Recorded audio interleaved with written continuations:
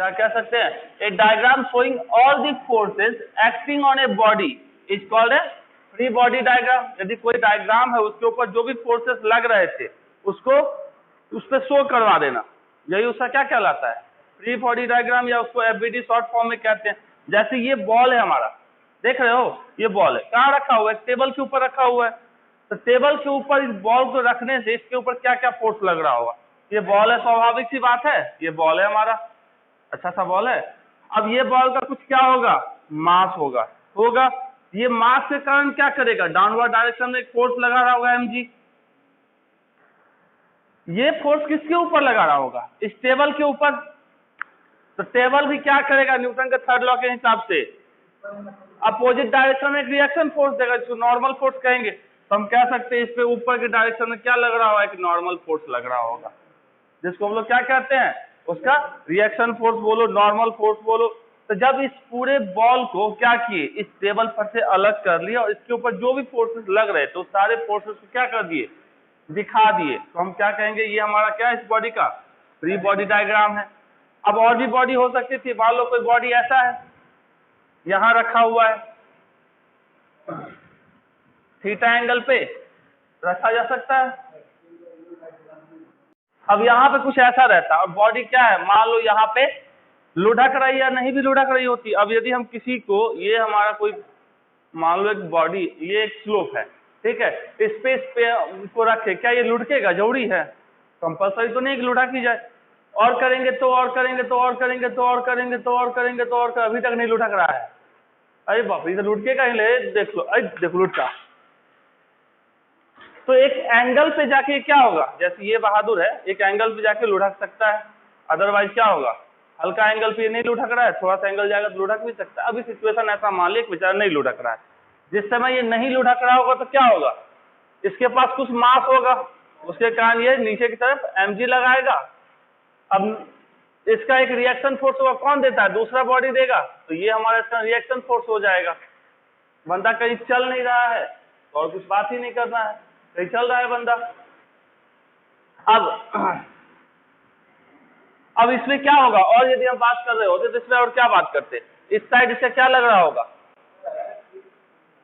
सुनो पहले सुन लो, ये बहादुर ऐसा लग रहा है, ये एक इंक्लाइंड प्लेन पे है, तो इस साइड ये मोशन करना चाह रहा होगा, स्वाभाविक सी बात है। तो इस डायरेक्शन में यदि इसका कंपोनेंट तोड़ते तो इस साइड हमारा यदि थीटा है तो आगे हम क्या कर सकते थे, ये बंदा थीटा, तो ये कौन सा बंदा थीटा और होगा, ये हमारा क्या हो जाएगा, mg cos थीटा, और ये हमारा क्या देगा, mg sin थीटा, और ये हमारा इस साइड फ्रिक्शनल फोर्स लग रहा होता। इस बॉडी को पूरा हम हटा लेते तो क्या लिखते, सिंपल सा, ये हमारा बॉडी है, इसके इस तरफ लग रहा था mg और इसके इस तरफ लग रहा था नॉर्मल फोर्स, यही था ना। उसका हम कंपोनेंट जब तोड़ेंगे तब तोड़ेंगे, ये दोनों सिर्फ फोर्स इसके ऊपर दिख रहा है, समझ रहा है बुआ।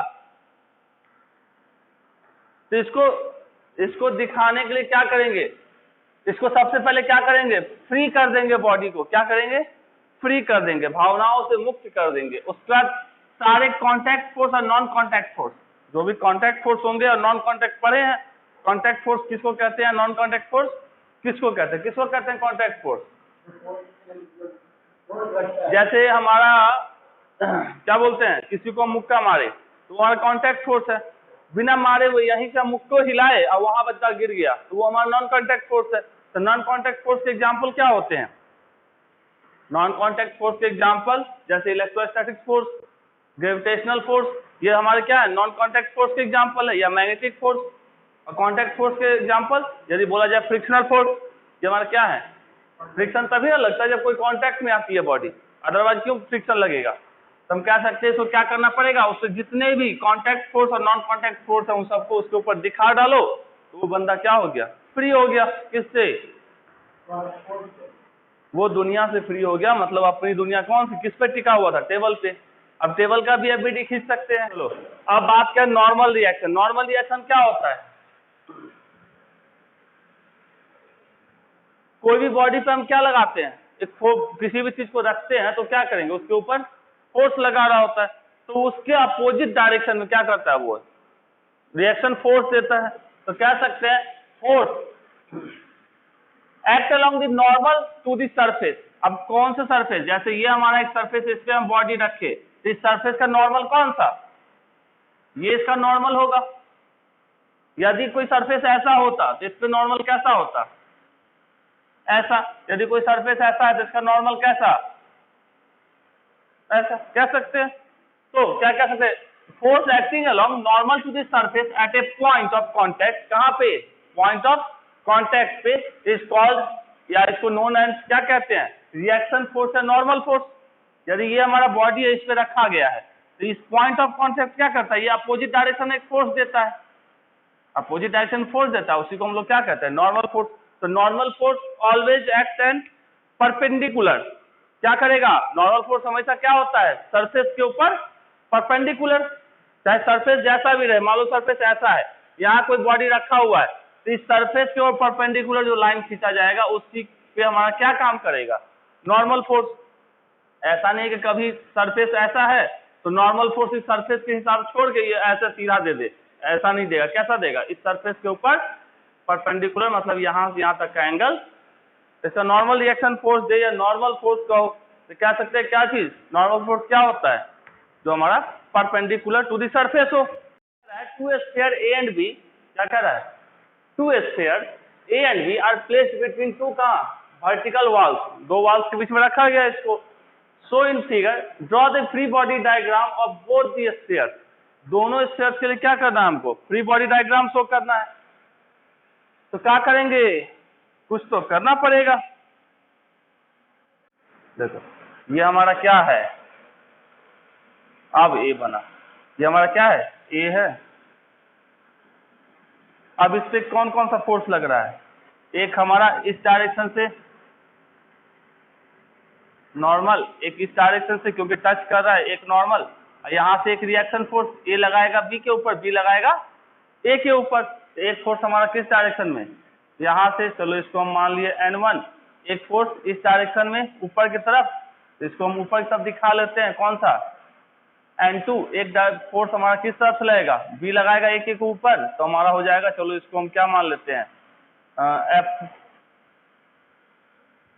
बी के ऊपर कैसा, और एक हमारा नीचे की तरफ क्या लगेगा इसमें,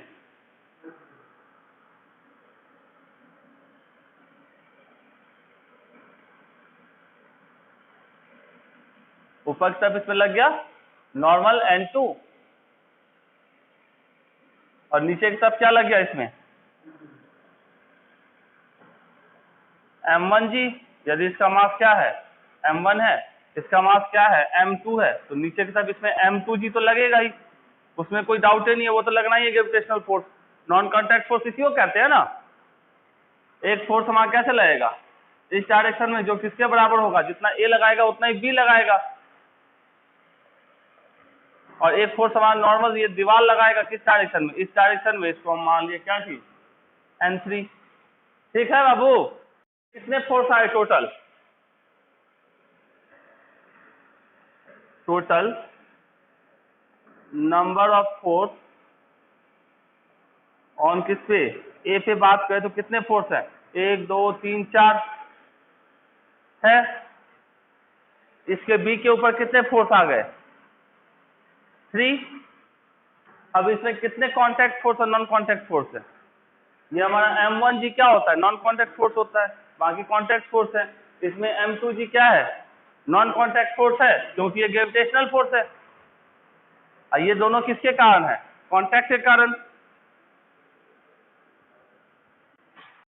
टेंशन, टेंशन का मतलब क्या होता है, टेंशन भी हमारा क्या है, एक फोर्स ही होता है।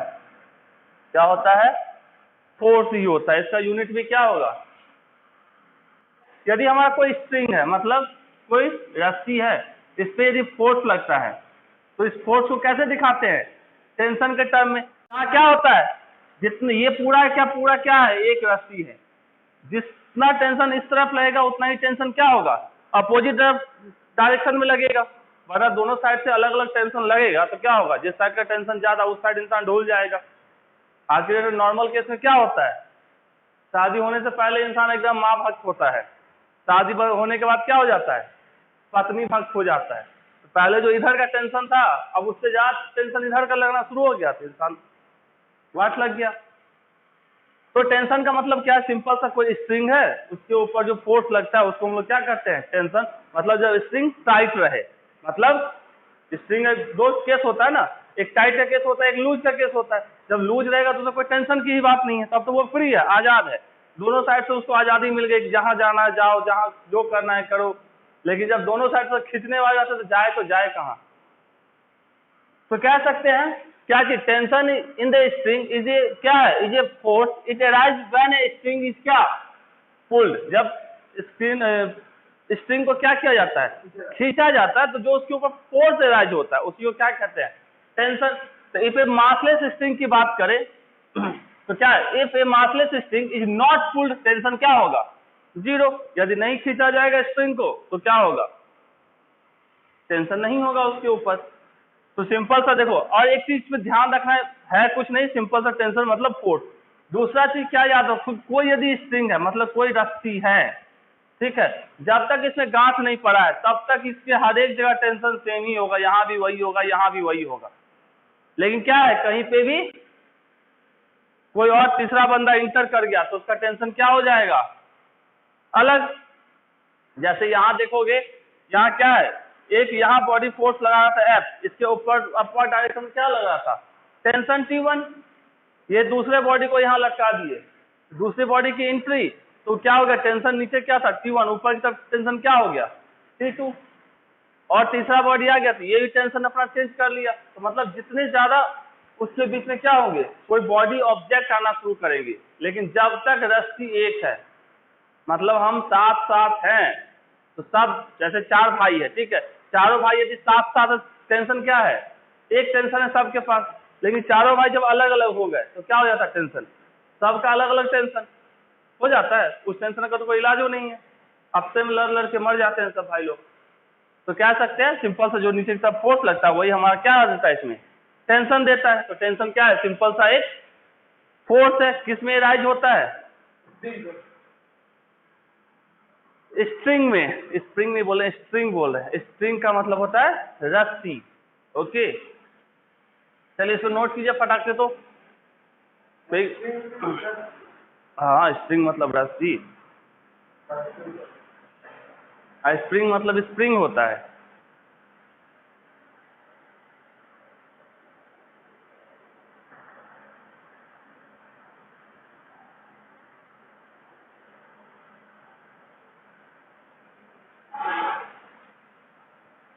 तुम किसको यहाँ लेके आए? हमको कुछ याद ही नहीं है।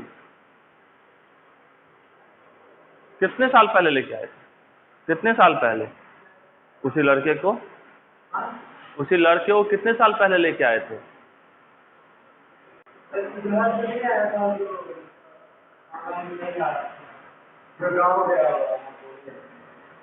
अच्छा, हाँ हाँ, नेटवर्क नहीं है। अच्छा, तो क्या वो वीडियो आज तक देखा है वो? तो समझ में आ जाता है उसको। उसमें एक ब्लॉक है जिसका माप कितना दिए हुए है? कितना? 10 kg। कोई तकलीफ? अब इस 10 kg के कारण इसके ऊपर कितना फोर्स लग रहा होगा नीचे की तरफ, डाउनवर्ड डायरेक्शन में?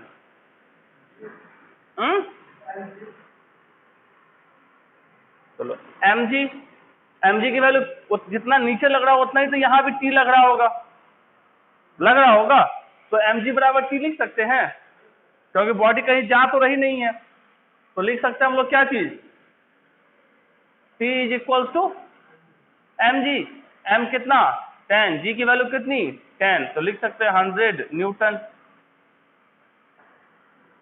पॉइंट ए है, क्या मान लिया इसको? ए पे क्या क्या लग रहा है? नीचे की तरफ क्या लग रहा है? नीचे की तरफ ये डब्बू लगा हुआ है मेरा, कितने केजी का? 10 kg का। तो नीचे की तरफ कितने का फोर्स लग रहा होगा? mg। मतलब कितना है mg हमारा? 10 इंटू 10 मतलब 100 न्यूटन, मतलब 10 इंटू 10 मतलब 100 न्यूटन लग रहा होगा। दूसरा कह रहा है ए के इस तरफ ये क्या लग रहा है? T1। और दूसरा क्या कह रहा है, तीसरा हमारा ये लग रहा है T2, ये कितने एंगल पे है, थीटा, तो थीटा इक्वल टू कितना है यहाँ पे 30 डिग्री, यही कह रहा है ना हमारा। अब यहाँ से हम क्या कर सकते हैं, हमको यहाँ पे कितने हैं, 2 अननोन, और इक्वेशन कितना मिल रहा है यहाँ से, इसको देखोगे इसका यदि हम कंपोनेंट तोड़ेंगे तो कैसे टूटेगा कंपोनेंट इसका, इस बहादुर का कंपोनेंट तोड़ोगे तो एक कंपोनेंट इस टाइप टूटेगा, ये क्या होगा T2 sin 30, और इस तरफ जो जाएगा वो क्या होगा T2 होगा, लिख सकते हैं। अब इसका इक्वेशन लिखना चाहे तो कैसे लिखेंगे,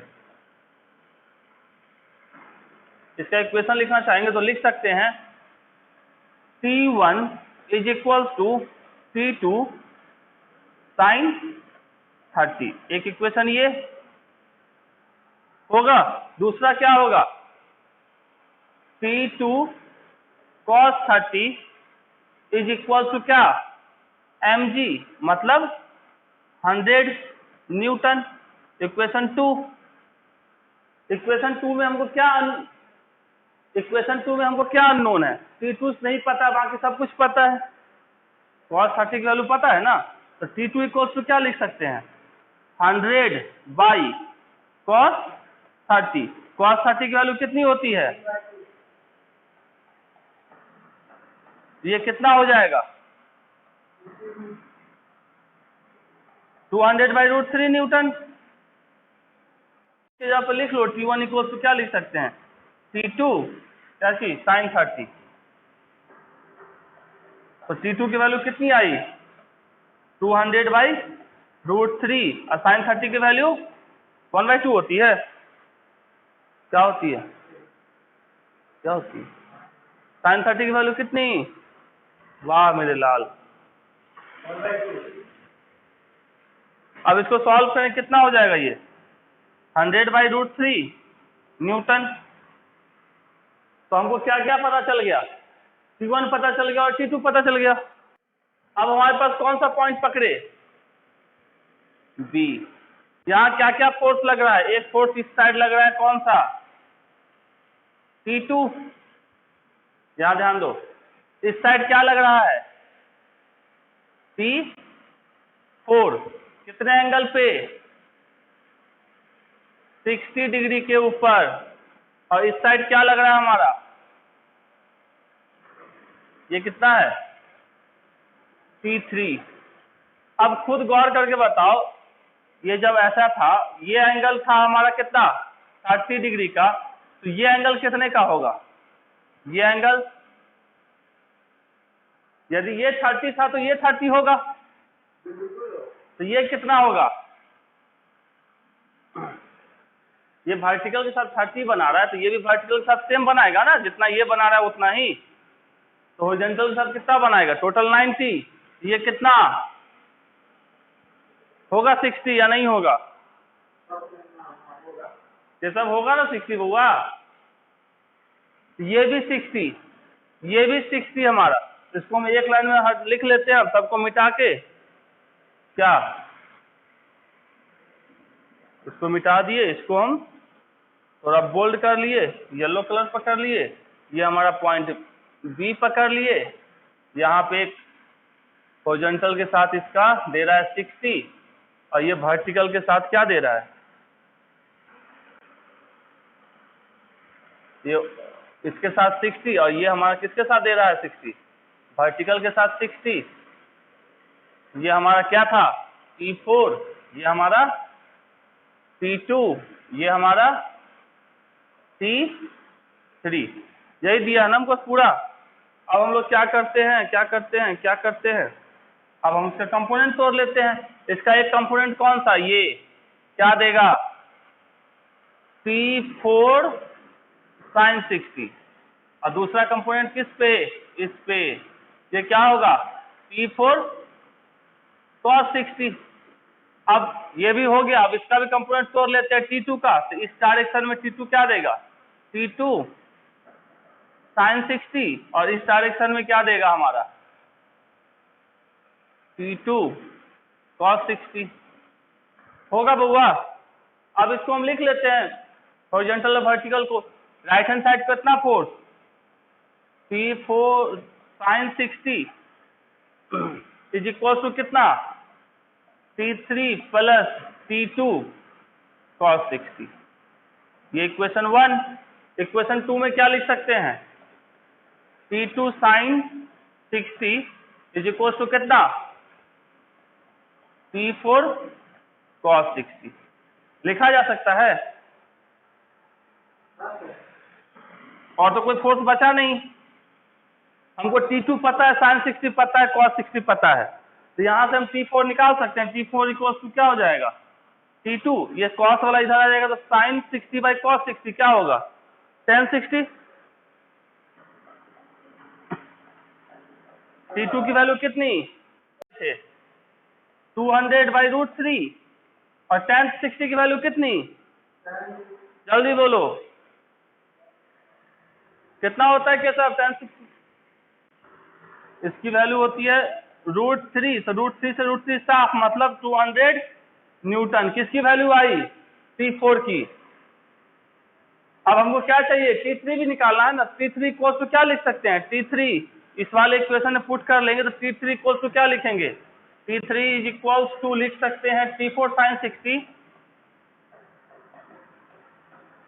minus T2 cos 60 minus T2 cos 60। T4 की वैल्यू हमको पता है 200, पता है T4 की वैल्यू 200, cos sin 60 की वैल्यू कितनी, 200 इंटू sin 60, sin 60 जल्दी बोलो sin 60। T2 की वैल्यू कितनी, 200 बाई √3, cos 60 की वैल्यू जल्दी 1/2। इसको सॉल्व करेंगे कितना आएगा, कितना आएगा, अच्छा हाँ ये माइनस है तो सॉरी ज्यादा जोश में आ गए थे तो क्या हो गया था। इसको जो ही सॉल्व करेंगे तो हमारा कितना आ जाएगा वैल्यू, जल्दी बोलो। इसको सॉल्व करेंगे तो आ जाना चाहिए कितना,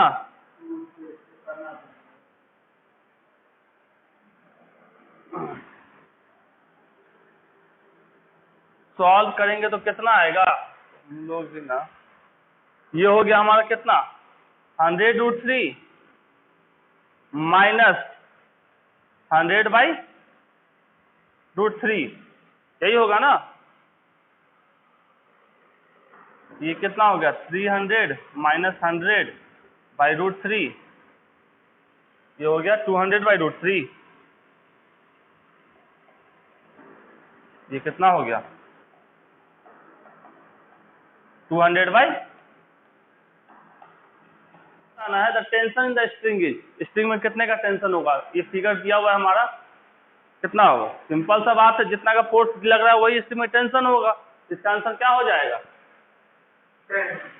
5 न्यूटन। क्या कर दिया, क्या कर दिया, क्या कर दिया, क्या कर दिया, यहाँ क्या किया, दूगो हमारा क्या लगाए हुए है, वजन करने वाला स्ट्रिंग देखा है, एगो है उसके नीचे एगो और लगा दिया, ठीक है, उसके नीचे कितना 4 kg का क्या लगा दिया, बटकारा लगा दिया। अब पूछ रहा है पहले वाले या दूसरे वाले, तो बताइए क्या होगा, क्या क्या होगा, क्या कितना होगा, कितना रीडिंग क्या शो कर रहा होगा, यही पूछ रहा है ना, क्या शो करता है, अंदाजा लगाओ, लगाओ अंदाजा क्या होगा। तुम कहना चाहते हो B 0 और 4 kg, मतलब तुम ये कहना चाहते हो कि मतलब 2 गो हम लगा देंगे, 3 गो लगा देते तो तब तो पता चलता 100 में 0, मतलब हाँ ठीक है, तुम्हारी बात हम सुने, तो सोच के देखो ना 0 कैसे बता देगा। 2 गो स्प्रिंग बैलेंस लगाते हो, ठीक है, एक यहाँ लगाए एक उसके नीचे लगाए और उसके नीचे 4 किलो भटकारा लगा दिए, तो क्या इस पे 4 किलो दिखाएगा, उस पे हमको 0 दिखाएगा। 0 दिखाने का मतलब नीचे से कोई फोर्स नहीं लग रहा है, भावना यही तुम्हारी है, ऐसा कैसे हो जाएगा, तो मतलब भटकारा कहाँ गया, हवा में, गीत गाने, मतलब कॉमेडी करते रहता है। 4 गो लगाए, 2 गो लगाए, 5 गो लगाए, सब पे एक के वजन दिखाएगा ना। यदि इसके पास कुछ वजन होगा तो इससे थोड़ा बढ़ जाएगा, यदि वजन इसका कुछ नहीं होगा तो इससे नहीं बढ़ेगा, लेकिन दिखाएगा दोनों में क्या 4 ही। तुम 10 गो लगा दो, तुम्हारे हिसाब से 0 होगा तब हो गया। इसलिए मेडिकल वाले से ये पूछा जाता है, उनको पता है कि मेडिकल वाला गलती करेगा। तो क्या आंसर हो जाएगा इसका,